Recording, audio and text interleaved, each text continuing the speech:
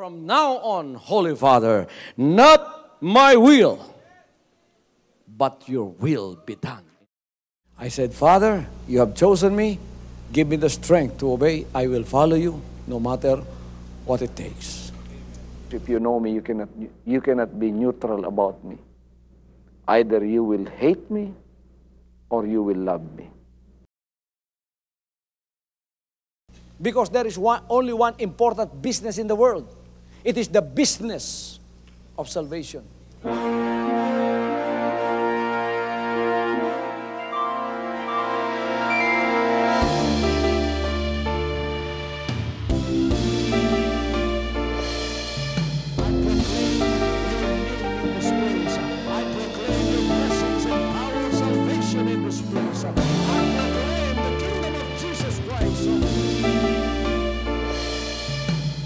As I am concerned, and as far as the work of God is concerned, we have reached the end. Last September 13, 2003. When you find God, you find His love. Because God is love. Ganon ang pag-ibig ng Panginoon. Walang katapusan na yan ay bumabalik-balik sa atin. If you want to receive, you have to give. Receive it by faith and say, Lord, I will touch up. Because the game plan of God was to save us from seeing through the power of love. He has completed. His salvation works in the Spirit. After April 13th, the door is open for everyone to come. The salvation works of the Father is now completed in me. Salvation is here.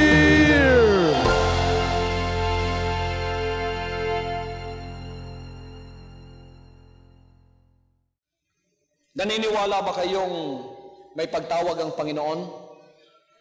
Sinong naniniwala ditong may pagtawag ang Panginoon sa bawat isa? We are called unto salvation.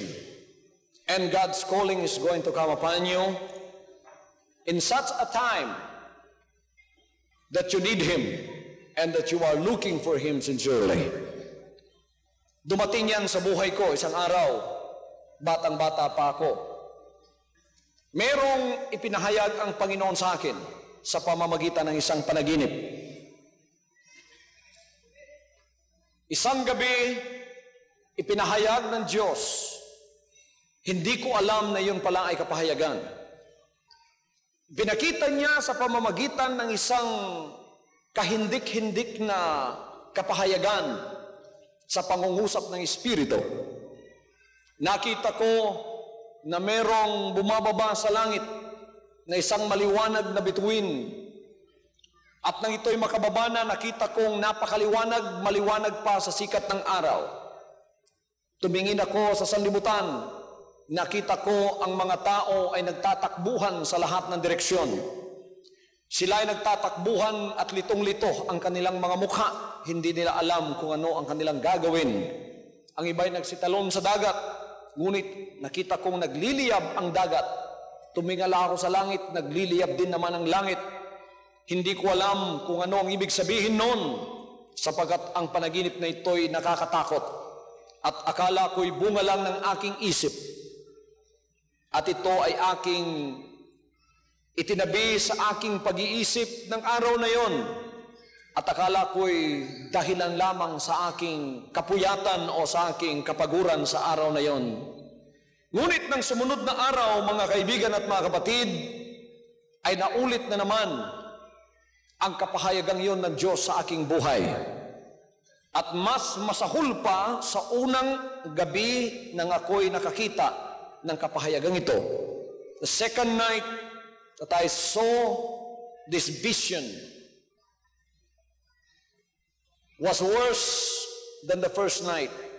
I saw this bright figure coming from heaven, and as it grew bigger, it was brighter than the brightness of the sun. And I saw pandemonium and panic happened on the face of the earth. I saw people running to and fro in many, many directions, confused, They do not know what to do.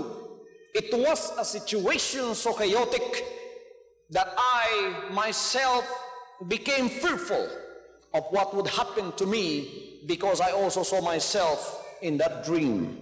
I saw people jumping on the sea so they could be saved from this calamity that's going to happen upon them. But I saw that the sea was also on fire and there is no way of escape. Hindi po nakakatakas ang tao at nakita kong ang lahat ng pupuntahan niya, itong lahat ay direksyon ng kapahamakan. Hanggang sa ako'y nagising at nakita ko bago ako nagising, ang aking pong pananaw ay maliwanag at sinasabi ng pananaw na yon na binigay ng Panginoon sa pamamagitan ng caption, "The sun shall be turned into darkness and the moon into blood before the great and notable day of the Lord come."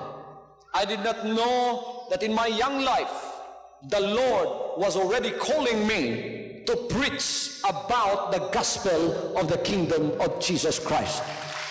Particularly in that dream and particularly in that vision, the Lord was showing me what will happen in the last days during the second coming of Jesus Christ.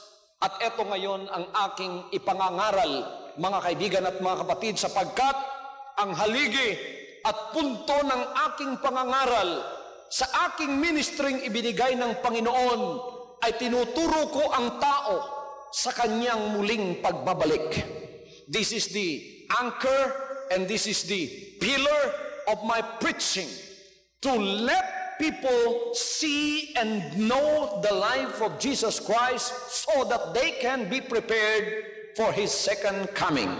Upang ihanda ang mga tao at ipakita sa kanila ang kanyang muling pagbabalik, sila ay mahahanda at hindi sila maaabutan ng kapahamakan. Marami ang nagtatanong ngayon, huling araw na ito, kung malapit na ba daw ang pagbabalik ni Jesus Christ. Marami ang nagsasabing, "Pastor, kailan po siya babalik?"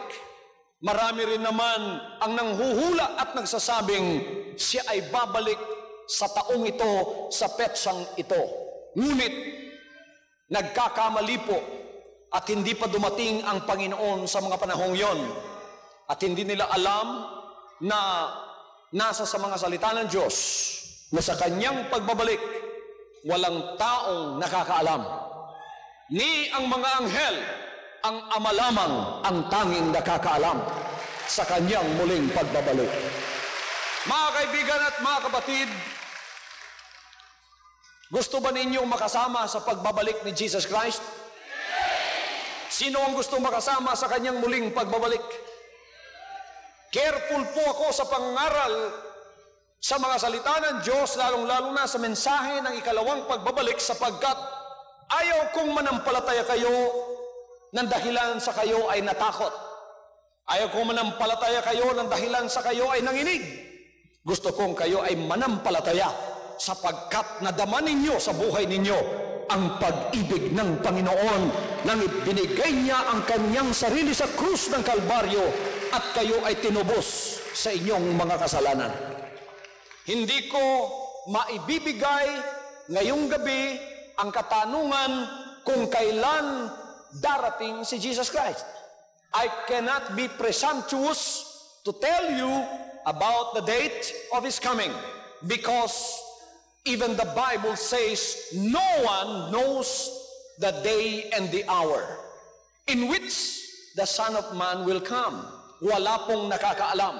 Kaya ngayong gabi, ikinalulungkot ko ngayong sandaling ito na hindi ko maibigay sa inyo ang petsa, ang buwan, ang taon at araw ng kanyang pagbabalik. Ngunit huwag kayong mag-alala, sapagkat ang Panginoon ay nagbigay ng palatandaan ng kanyang pagbabalik kung ito ba'y nalalapit na o malayo pa. Ito ang aking ipangangaral at ibibigay sa inyo sa mga sandaling ito. Ito po ang mga babala at mga tanda ng kanyang muling pagbabalik. Listen to these warning signs of the coming of Jesus Christ in the last days. number one warning sign of the coming of Jesus Christ in the last days. There will be widespread religious deception. Jesus himself was the one who said this in Matthew 24 verse 4. And Jesus answered and said unto them, Take heed that no man deceive you, for many shall come in my name. Sabi ng Panginoon, mag-ingat kayo na hindi kayo malinlang. Hallelujah! Gusto kong basahin po natin yan sa ating sariling wika. Mateo Kapitulo 24, versikulo 4. Ito po ang sinasabi sa ating sariling wika. At sumagot si Jesus at sinabi sa kanila, Mag-ingat kayo na huwag kayong mailigaw ninuman, sapagkat marami ang magsisiparito sa aking pangalan na magsasabing, Ako ang Kristo, at ililigaw ang marami. When you say, I come in the name of the Lord, you might be religious. I come in the name of the Lord, you might be preaching about your religion or denomination. You are coming in the name of the Lord. And many will say, I am Christ. That means, kami ang katotohanan. At marami ang kanilang maililigaw. Ngayon, mga kapatid, paano po tayong hindi mailigaw upang tayo'y manatili sa katotohanan? Huwag tayong basta-basta maniniwala sa ating napapakinggan. Kinakailangan tayo ay manatili sa katotohanan, sa paniniwala sa mga salita ng ating Panginoon. Ang ibig sabihin niyan, ang lahat ng religious teaching, ang lahat ng dogma, ang lahat ng mga aral at pagtuturo, kailangan itong lahat ay mapasa ilalim ng kapagsubukan ng Galatians chapter 1 verse 8 to 9. Ano pong sinasabi ng Galatians chapter 1 verses 8 to 9? Ganito ang sinasabi kung ating pakikinggan at tutunghayan ang salita ng Diyos. Sinabi ni Paul, Datapwat kahit man kami o isang anghel na mula sa langit ang mangaral sa inyo ng anumang ebanghelyo na iba sa aming ipinangangaral sa inyo ay matakwil. Ayon sa aming sinabi ng una, ay muling gayon ang aking sinasabi ngayon. Kung ang sinuman ay mangaral sa inyo ng ebanghelyo na iba kaysa inyong tinanggap na, ay matakwil. Gusto ba ninyong manatili sa katotohanan? Sino ang gustong manatili sa katotohanan upang hindi siya mailigaw? Marami ang darating at sasabihin, kami ay naririto sa pangalan ng Panginoon. Ililigaw nila ang marami. Kaya ang lahat ng religious teaching, religious dogma, religious doctrine should undergo the test of Galatians chapter 1 verses 8 to 9. Any doctrine that cannot stand this should not be accepted. Beware of religious deception. Kung hindi pinangaral ng apostoles, huwag nating tanggapin. Kung hindi pinangaral ni Pablo, huwag tanggapin. Kung hindi pinangaral ni Pedro, huwag tanggapin. Kung hindi pinangaral ni Jesus Christ, huwag tanggapin upang hindi mailigaw sa daan ng katotohanan. Ipagpaumanhin po ninyo, ngunit ako'y magsasalita ng katotohanan. Lahat kayo ngayong nasa harap ng inyong telebisyon, lahat kayong anak ng Diyos dito, gusto ba ninyong ang inyong pastor dito ay manatili sa pangangaral ng katotohanan? Na walang takot? Sa Bisaya pa, way pabor-pabor. Atong iwali ang maayong balita, ang kamatuuran, nga wa dyo'y pabor-pabor. Ang gipaboran, ang ginuulang ug gangyang kamaturan. Pinadala ako ng Panginoon sa huling araw at sinabing tumayo sa aking dalawang paa At sinabi niyang, ilalagay ko ang mga salita ko sa iyong bibig. Pinahiran kita ng aking langis upang ipangaral mo ang buong katotohanan. Sa akin mong pangangaral sa buong katotohanan, wala akong kalaban, kundi ang nagsasalita lamang ng kasinungalingan upang tayo ay mailigaw sa bagay ng Diyos. At yan ay walang iba kundi ang kaaway ng ating kaluluwa, si Satanas. Kaya pag kami pangangaral na ginagawa sa pangalan ng ating Panginoon, ngunit hindi po natin matatagpuan sa mga salita ng Diyos, huwag po nating tanggapin upang huwag mailigaw. Sapagkat pagka nailigaw kayo, hindi kayo handa sa kanyang muling pagbabalik. Baka tayo'y mapahiya kung ang Panginoon ay babalik na upang kunin ang sariling kanya. You thought that you are saved. And then when Jesus Christ comes, you are not saved. That is deception. You have been deceived. Kaya dito sa pangangaral ko, hindi ako natatakot magsabi sa inyong wala pong itinuro si Jesus Christ at ang apostoles na Holy Three. Wala po kayong mababasang Holy Trinity. Wala po kayong mababasang 3 separate persons. Wala po kayong mababasang 3 separate individual persons. And each one is a God. Wala kayong mababasang 3 gods. Wala kayong mababasang 3 persons. Jesus Christ did not preach about it. Peter the apostle and Paul the apostle and all the apostles did not preach about it. And it is being preached in the last days. Ito po si Pastor Kibuloy, pinahira ng langis ni Jesus Christ upang ipangaral ang katotohanan na kahit anghel, kahit si Pablo ang mangaral sa atin ng ibang ebanghelyo kaysa atin ang tinanggap na nakasulat dyan, kailangan ito'y matakwil. I believe in the Father, I believe in the Son, I believe in the Holy Spirit. But I don't believe that they are the Trinity because the Bible did not say so. Hindi po ninyo matatagpuan sa banal na kasulatan. Kahit isang verse, wala kayong matatagpuan sinasabing Holy Three. Marami pong verse na nasasabing Holy One, pero wala pong Holy Three. Kaya itabi po natin yon. Kahit anghel ang nagsalita niyan, kahit pa si Pablo ang nagsalita niyan, sinabi niya sa Galatians 1:8-9, kung may mangaral ng ibang ebanghelyo na iba na sa aming ipinangaral sa inyo, matakwil, huwag tanggapin. Kahit anghel, huwag kayong matakot. Baka may anghel, may pakpak pa darating sa bahay nyo at sasabing, ako'y anghel. Sinabi ko sa iyo, tatlo ang Diyos. Sabihin mo, umalis ka sa bahay ko, bahala na kung anghel ka. Bahala kang manulunda ka. Wala giwali ni Pablo na, di na ako dawaton na.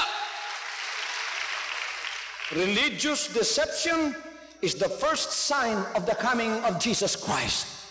Tingnan mo ngayon ang tinanggap mo mga aral at mga turo. Baka hindi nakasulat sa banal na kasulatan ang mga religious practices na ginagawa mo.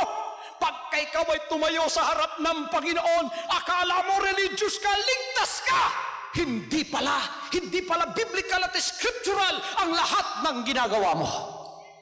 Mahal kayo ng Diyos, kayong taga Cagayan de Oro. Mahal kayo ng Panginoon, kayong taga Camiguin, Butuan, Oroquieta, Pagadian, Surigao, kayong lahat nandito sa Northern Mindanao, mahal kayo ng Panginoon. Bakit? Sapagkat ang kanyang pinahira ng langis ipinadala dito hindi upang bulahin kayo, kundi upang ipangaral ko sa inyo ang buong katotohanan. Hallelujah! That's why I feel in my heart that the Lord really loves you, because He sent you a preacher that comes from His heart to tell you about the whole truth. Hindi po ako pinapunta ng Panginoon dito upang itayo ko ang mali sa inyong mga isip at mga puso, kundi upang itayo ang katotohanan, sapagkat malapit na pong dumating ang ating Panginoon. Ingatan natin ang ating mga sarili na tayo ay hindi mailigaw dahil sa mga relihiyosong turo at aral na hindi naman itinuro ng ating Panginoon. manatili tayo sa katotohanan. So, i-review natin ngayon ang lahat ng ating tinanggap na mga aral at mga turo at mga religious practices, kung ito ba ay may kaugnayan sa kaligtasan. Ang walang kaugnayan sa kaligtasan, itabi na natin. Bumalik tayo sa Panginoon at sabihin, Panginoon, ang inyo lamang pong katotohanan ang kailangan ko. In the last days when Jesus Christ will stand before the people of the world and you will also stand before Him, there is one question that you will hear from Him. He will tell you, did you obey my will? Sinunod mo ba ang kalooban ko? Sapagat sinabi niya sa John 12:48, if you reject me and accept not my word, there is one that will judge you in the last days. The words that I have spoken shall judge you in the last days. Ang kanyang mga salita ang haharapin natin sa huling araw. Second, warning signs before the coming of Jesus Christ. There will be widespread chaos and anarchy. Merong kaguluhan at merong kaligaligan sa sanlibutan ito. Sinabi ng Panginoon dito sa kanyang mga salita na ating binasa kanina, and ye shall hear of wars and rumors of wars. See that you be not troubled, for all these things must come to pass, but the end is not yet. For nation shall rise against nation, and kingdom against kingdom, and there shall be famines and pestilences and earthquakes in diverse places. Sinabi niya rito na magkakaroon ng mga digmaan at mga alingaw-ngaw ng digmaan. Nation will be rising against nation, kingdom will be rising against kingdom. Hindi ko nasasabihin sa inyo ang First World War. I will not tell you about the Second World War. I am going to tell you about the wars that are happening today. Alam niyo sa huling araw, mga kaibigan at mga kapatid, mga ideology po ang mag-aaway. It is going to be kingdom against kingdom in the last days. Nation against nation. Tayong mga anak ng Diyos na Kristiyano, maraming haharapin na kapagsubukan sa huling araw na ito. At nakikita na natin ang mga digmaan at alingaw-ngaw na digmaan na nangyayari sa buong sanlibutan. At may mga pananampalataya na hindi kamukha ng pananampalatayang ito, sa huling araw magpapatayan yan. May mga ideology tulad ng communism at Christianity na naniniwala sa Diyos at ang komunismo hindi naniniwala sa Diyos. Itong lahat ay magkakabanggaan sa huling araw. At ito ay nangyayari ngayon. Kung hindi kita katribo, magkakaroon ng galit sa puso. Pagkatapos ang katribo ko lang ang aking mamahalin, magkakaroon ng galit sa puso. At kung hindi ka katulad ng aming tribo, ikaw ay aming kamumuhian, kagagalitan, masuko mi sa imuha, kining butanga, ibutang na sa yawa, sa kasing-kasing sa tao, sa ulahing mga dlaw, aron kining mangong mga gisulti sa Ginoo, nakabutang dinhi, makabatun og katumanan sa ulahing mga dlaw. So atong makita ang kaguliyang sa tibok kalibutan, mahitabog yun na.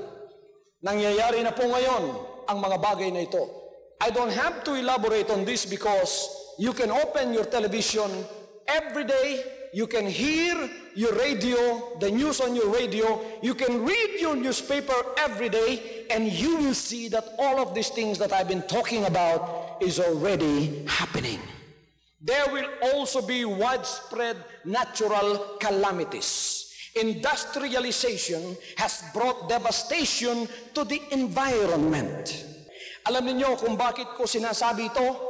Ito po yung resulta ng kapangahasan ng tao sa tinatawag na industrialization na nagpapataas ng mga makakasirang chemical upang ang ating ozone layer ay mabutas.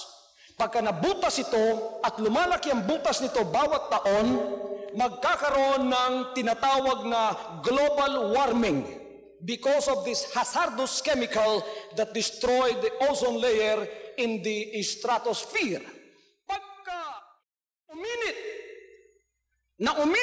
ang sanlibutan, Ang yelo doon sa Antarctica, yung malalaking gabundok na yelo, ice doon sa Antarctica, ito ay matutunaw. Pagka natunaw ito, ang tubig sa dagat ay tataas ng ilang metro. At ang resulta nito, mga kaibigan at mga kapatid, magkakaroon ng malalaking kalamidad sa pamamagitan ng baha, ng tidal wave, sapagkat lalaki ang quantity, daragdag ang quantity ng tubig sa sanlibutan, at ito ay bubulusok sa mga tao na kung saan nakatira ang mga tao. Sapagkat matutunaw ang mga yelong ito, ang tubig ay pupunta sa atin at magkakaroon ng pestilence sa iba't ibang lugar, magkakaroon ng kalamidad sa iba't ibang lugar. At habang ito ay nangyayari, matutupad ang sinabi ni Jesus Christ na matatakot ang tao sa makikita niya sa huling araw. That's why nations of this world are concerned about the environment right now.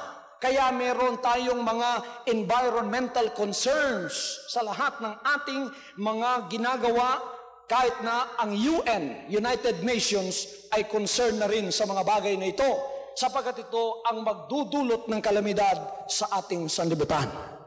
Alam ninyo, sa huling araw, ang pagkain ay mawawala.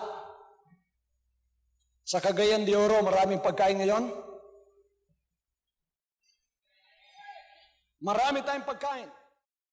Darating ang panahon, ang pagkain ay unti-unting mawawala. Sa kapangahasan na rin ng tao. Sapagkat dumarami ang mga tao, bawat taon, bawat tik ng segundo, 2 million are being born every tick of the second. 2 milyon ang ipinapanganak bawat tik ng segundo. Itong lahat, paglabas sa sanlibutan, kakain yan. Dumarami ang population ng sanlibutan ito. At magkakaroon ng pestilence sa iba't ibang lugar sapagkat ito'y resulta ng environmental degradation. Pagkatapos, mga kapatid, nandiyan pa ang pagkilos ng ating planeta at ang resulta ay mga lindol. Mga lindol sa iba't ibang lugar. Lumilindol sa Iran, lumilindol sa China. Di magtatagal, lilindol sa North America. Di magtatagal, lilindol sa South America. Di magtatagal, lilindol sa Latin America. Di magtatagal, may malalaking lindol na mangyayari sa Asia. Mararamdaman din yan dito sa Cagayan de Oro, sa buong Pilipinas. Marami ang mamamatay sa mga lindol na yan. At ito ay ipinangako na mangyayari sa huling araw. This will bring global catastrophe that will happen in the last days, and it will bring fear upon the hearts of men that live on this planet Earth. If Jesus Christ is not in your heart and you have not accepted Him as your Savior, you will have no hope when these things begin to come to pass. Kaya ngayon, nangangaral ako, hindi upang takutin kayo. Nangangaral ako upang bigyan kayo ng babala na ang taong wala sa Diyos mahihirapan sa huling mga araw. Pangapat na warning sign, the mystery of iniquity is already here. It is the spirit of lawlessness. It is already at work. Itong spirit of lawlessness, ang tao wanay balaod, o di na mo ila sa balaod, o di na magpasakop sa balaod, niya na ning kalibutan na karon. Already, this spirit is here. It's already here. You can see it through the proliferation of drug abuse. Na pagkakinain mo ang sabong yan, o siningot mo ang sabong yan, ikaw ay mahahay at lilipad ang iyong utak at maganda raw ang pakiramdam mo na kahit nasa 8th floor ka, akala mo nasa 1st floor ka lang. Kaya tatalon ka. Pagtalon mo, sabog ang utak mo. Na kahit pa 90 years old, i-rape mo sapagkat sumabog ang utak mo sa shabu. Pagtingin mo sa kanya, 18 years old lang. Ganito ang ginagawa ng drugs na ito.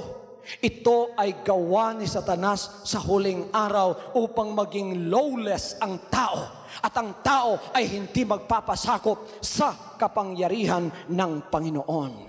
Ito ba ay naipangako na mangyayari sa huling araw? Sinabi ba ito ni Pablo? Ito ay sinabi ni Pablo, pakinggan natin ito. Sinabi niya, mga kapatid, sa 2 Timothy chapter 3, verses 1 to 5, ang ganitong mga pananalita, akin pong babasahin sa inyo. Datapwat alamin mo ito, na sa mga huling araw ay darating ang mga panahong mapanganib, sapagkat ang mga tao'y magiging maibigin sa kanilang sarili, maibigin sa salapi, mayayabang, mga mapagmalaki, mapagtungayaw, masuwain sa mga magulang, walang turing, mga walang kabanalan, walang katutubong pag-ibig, mga walang paglulubag, mga palabintangin, mga walang pagpipigil sa sarili, mga babangis, hindi mga maibigin sa mabuti. Mga lilo, mga matitigas ang ulo, mga palalo, mga maibigin sa kalayawan kaysa maibigin sa Diyos. Na may anyo ng kabanalan, datapot tinanggihan ng kapangyarihan ito. Lumayo ka rin naman sa mga ito. Darating ang mga panahong mapanganib. At eto na nga ang ating panahon ngayon. The spirit of betrayal is here. False prophets will rise up. Sabi ng Panginoon, lilitaw ang mga bulaang propeta. Sino po ang mga bulaang propeta? Ito yung mga nangangaral na nagtuturo ng mali. Bulaan, ang ibig sabihin mali. In the English, false means not right, wrong. And they will rise up. They are called false prophets because they also are pretending to represent God. But when you look at their teaching, it is not of God. The doctrine of three gods is not of God. The doctrine that God is three is not of God. It is the false prophet Athanasius in 325 AD who has conquered that in the Nicene Council. And he made that doctrine and he made it to appear like it is true, to compromise the truth so that it will be acceptable to those that are in secular power, at the same time to those that are in religious power. And it was accepted and it was given to us in the last days. At hindi na natin sinuri kung ito'y katotohanan. Nagpapasalamat ako sa huling araw na ito. May tatayo at magsasabing, tama na ang kabulaanan, ang katotohanan ang siyang ating tanggapin. Sinabi ng kasulatan, false prophets shall rise and shall deceive many.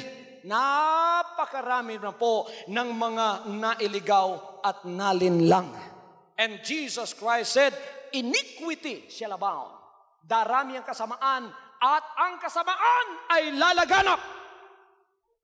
Lalaganap sa buong Pilipinas, sa buong sanlibutan. Sinabi niya, the end is not yet. But when the gospel of the kingdom shall be preached into all the world, then shall the end come. Gospel of the kingdom. Ang lahat ay magsabing gospel of the kingdom. Laksan natin, gospel of the kingdom. Hindi niya sinabing gospel of the church. In order for the church to be saved, the church should go into the kingdom. The church is the body of believers that will go into the kingdom of Jesus Christ. Kaya ako'y naririto ngayon. Isa ito sa mga syudad na pinadala ko ng Panginoon upang ipangaral ang katotohanan. At aking ipinakikilala sa inyo ngayon sa mga sandaling ito ang kaharian ni Jesus Christ, ang pangalang igit sa lahat, Hari ng mga hari, Panginoon ng Panginoon. Ano ang ipinangangaral ko?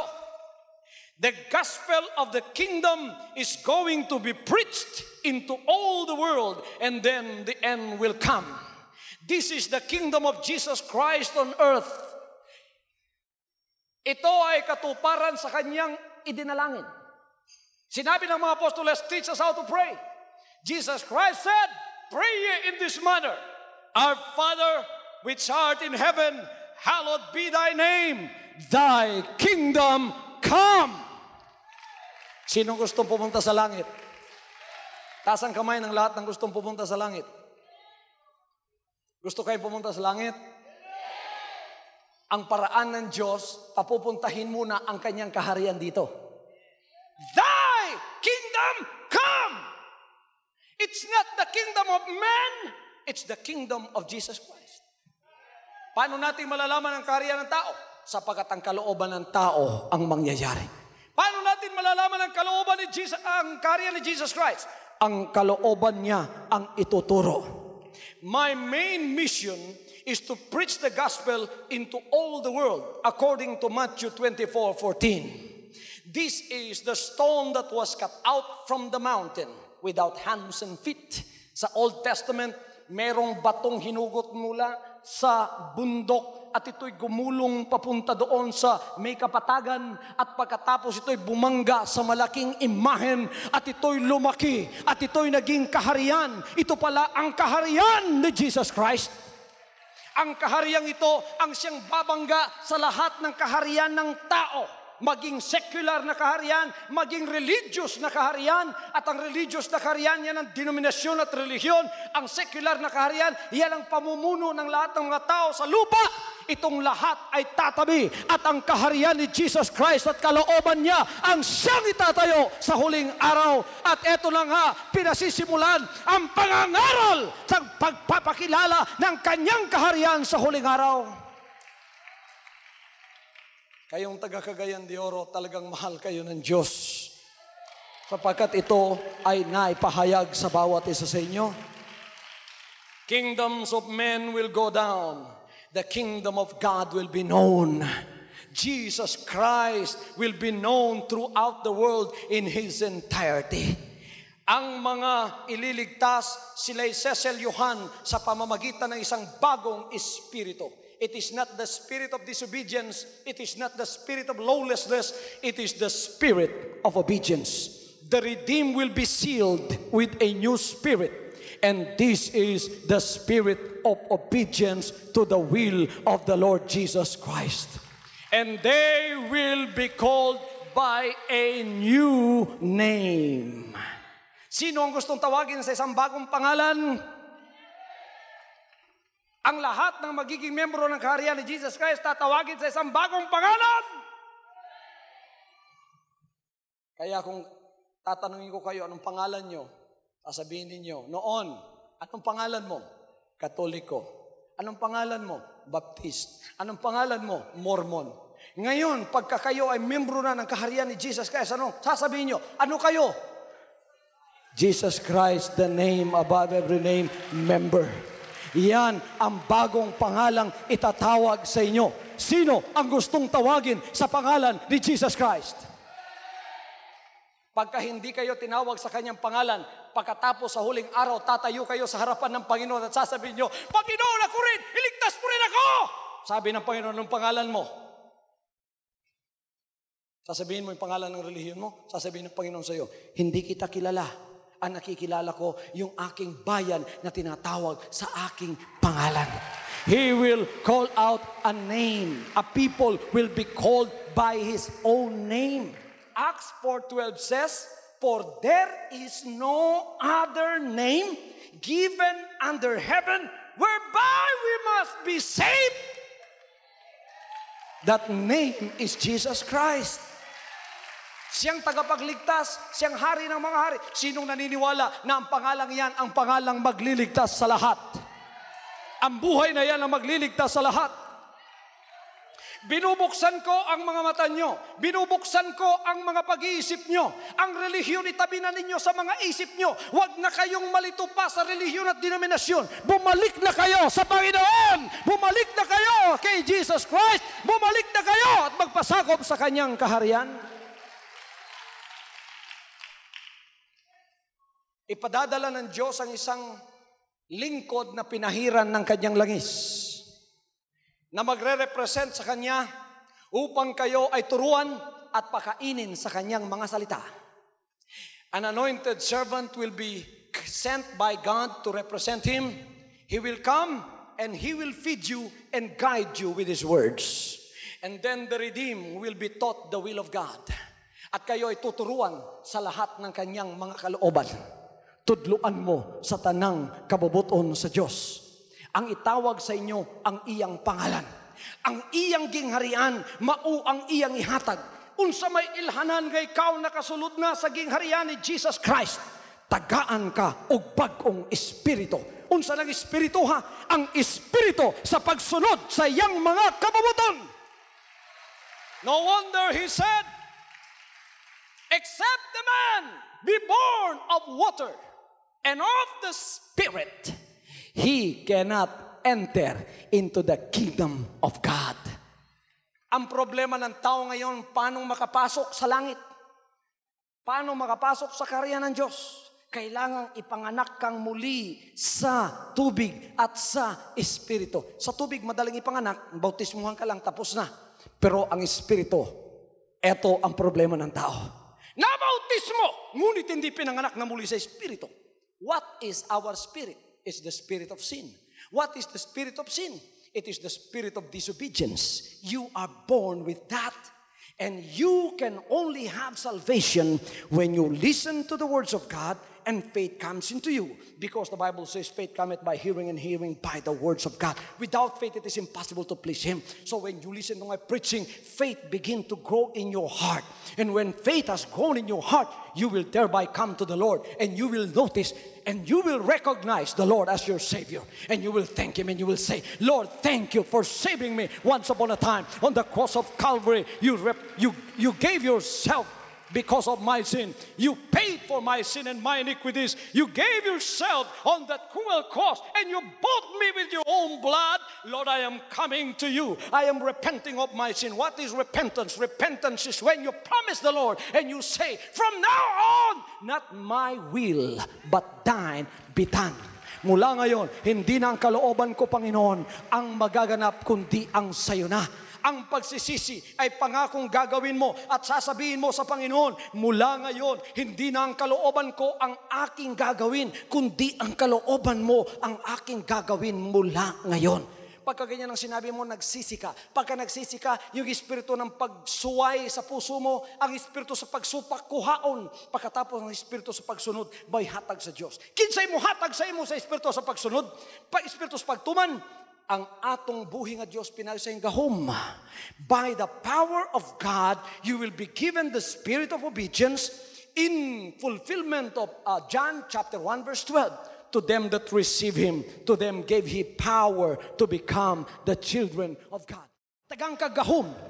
Gahom nga makasunod sa iyang pulong. Pastor, lisod man sundo ng word of God. Basta buhi pa ta, makasala man jud ta. Lisod man yun na sundon, Pastor. Lisod kung wakay gahom. Pero ang Ginoo may muhatag nimo gahom. Paghatag niya gahom sa imuha, makatuman ka na sa iyang mga pulong. Ang bag-ong espiritu ihatag sa imuha. This spirit I'm talking about is the spirit of obedience that you can have when you repent. When you repent, you make a promise. Not my will from now on, but thine be done. If you want to receive that seal, that mark upon you, which is the mark of the redeemed of God, which is the spirit of obedience to the will of Jesus Christ in His kingdom, pwede kang wanhi.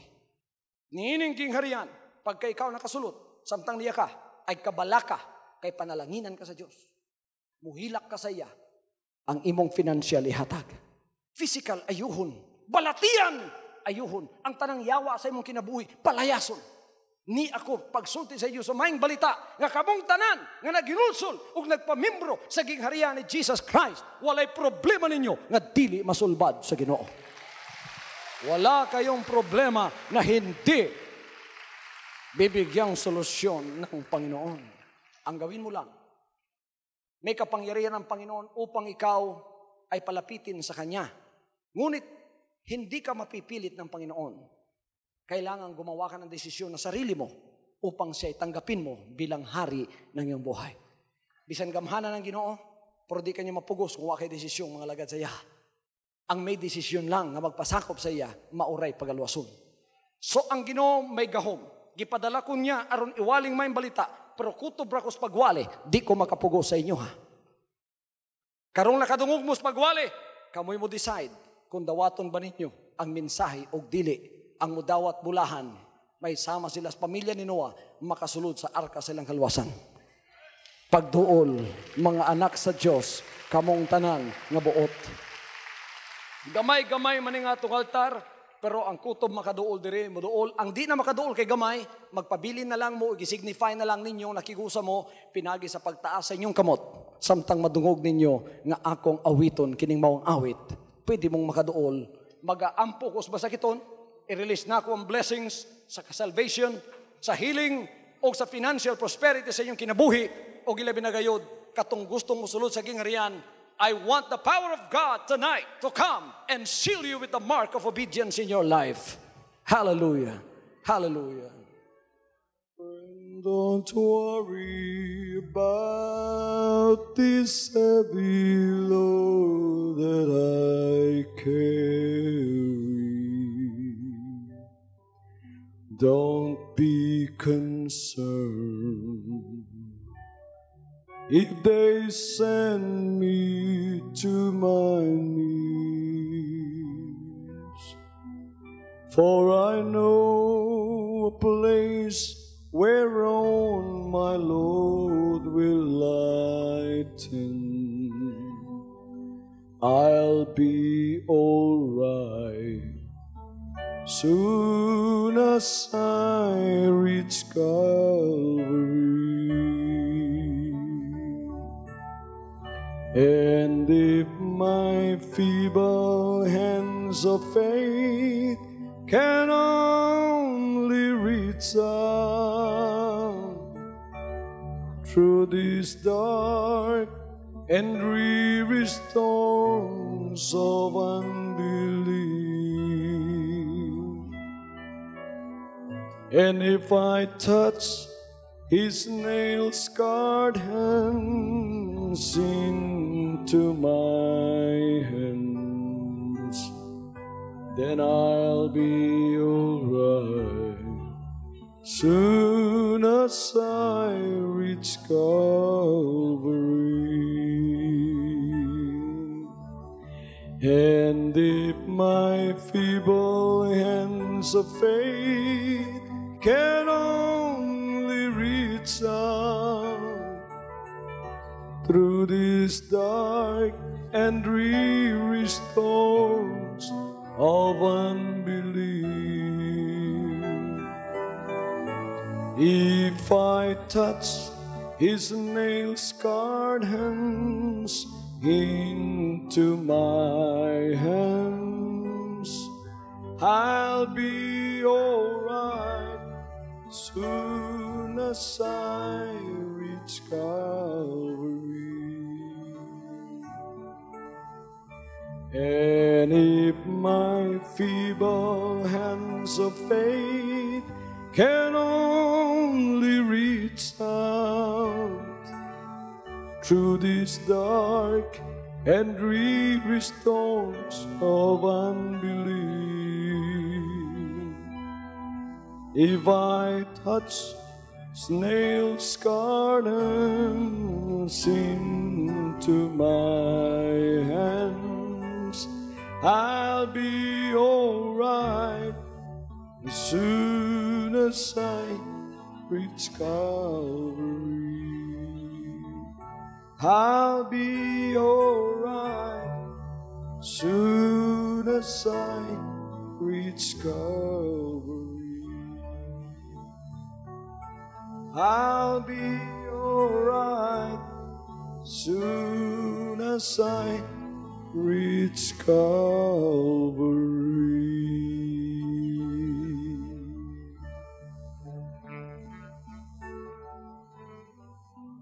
Ingon ang kasulatan, seek ye first the kingdom of God and His righteousness, and all these things shall be added unto you.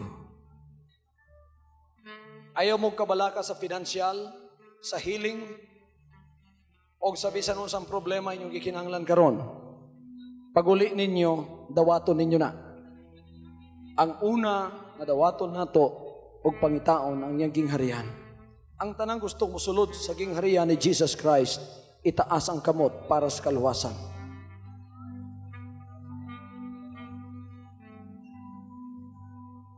Musunod mo sa akong pagampo, ako'y muuna og musunod mo kamong tanang gustong maluwas og musulod sa arka sa inyong kaluwasan sa ulahing mga adlaw. Amahan nga balaan, kusgon nato mga igsoon, amahan nga balaan, niya kami sa imong tubangan, nakapaminaw sa imong mensahe. Unahon namo pagpangita ang imong gingharian ug ang imong pagkamatarong ug ang among tanang pagpanginahanglan igadugang ranimo. Gusto kaming musulod sa imong gingharian. Tagay kami kagahom nga mahimong anak sa Dios.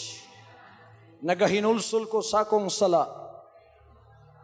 Nagasaad nagikan karon, dili ang akong kabubuton, maoy matuman, kun dili ang imuha, may matuman sa akong kinabuhi. Pugasa ko sa akong mga sala, pasaylo ako sa akong kadautan, pasudla ko sa imong gingharian, isulat ang akong pangalan sa basahon sa kinabuhi. O sa kadlaw, mutindog ko sa imong tubangan, sama kang Noah, may kaluwasan. Nahibalo ako, hapit ka nang mubalik, sama sa kawatan sa kagabiyon, walay taong nasayod, sa adlaw, sa oras, sa imong pagbalik. Apan nasayod ako sa usa ka butang nga imong pagbalik, hapit na. Hapit na. Mahimong karong kagabiyon, mahimong ugma, sunod simana, sunod bulan, sunod tuig. Apan ako nakapanaad, gikan karong kagabiyon, mga lagad na ako kanimo sa tibok kong kinabuhi. Dawata ako, Diyos. Apan sa di pa sila mo uli, akong gisilyuhan kini pinagi sa imong gahom. Ang dobling panalangin madugang pa sa ila masilyuhan. Walay daw tang espiritu nga makatuol kanila nga makakawat ni ini pag-usap. Pinaagi sa kagahom nga imong gihatag kanako, ingon nga imong alagad og tinihog sa maayong balita sa ulay nga adlaw, akong gisilyuhan ang tanang panalangin sa ilang kinabuhi. Walay yawa nga makaduol sa pagkawat og pag-ilog ni ini pag-usap. In Jesus' name. Everybody says, in Jesus' name. In Jesus' name. In Jesus' name. Tulo ka magkusog nga, thank you, Jesus. Thank you, Jesus. Thank you, Jesus. Thank you, Jesus. Sa ka magkusog nga, clap offering sa buhay nga Diyos.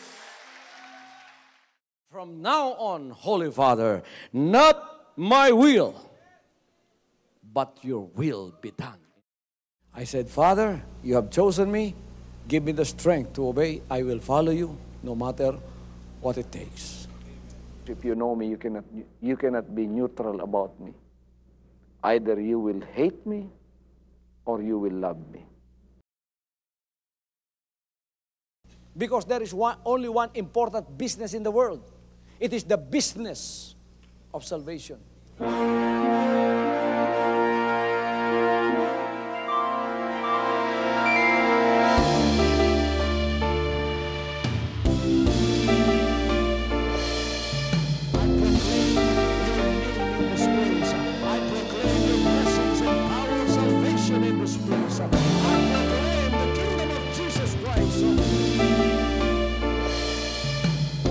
As I am concerned, and as far as the work of God is concerned, we have reached the end. Last September 13, 2003. When you find God, you find His love. Because God is love. Ganon ang pag-ibig ng Panginoon. Walang katapusan na yan ay bumabalik-balik sa atin. If you want to receive, you have to give. Receive it by faith and say, Lord, I will touch up. Because the game plan of God was to save us from seeing through the power of love. He has completed His salvation works in the Spirit. After April 13th, the door is open for everyone to come. The salvation works of the Father is now completed in me. Salvation is here.